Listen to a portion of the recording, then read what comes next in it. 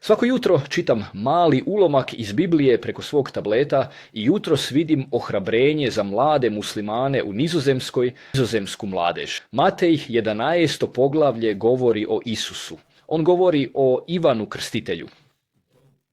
A onda on kaže, tko ste vi zapravo? Otišli su pogledat.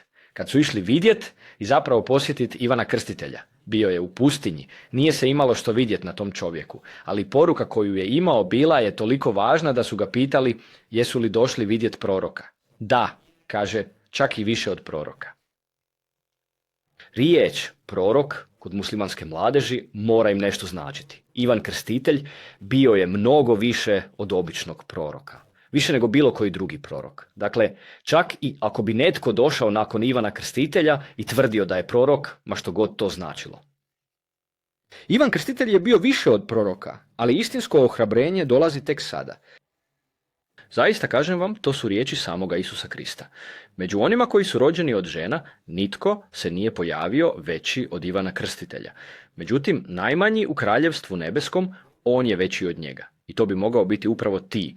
Ti možeš biti veći od samoga Ivana Krstitelja, koji je bio veći od bilo kojeg proroka. Dakle, ti možeš biti veći od svakog proroka koji je ikada postojao.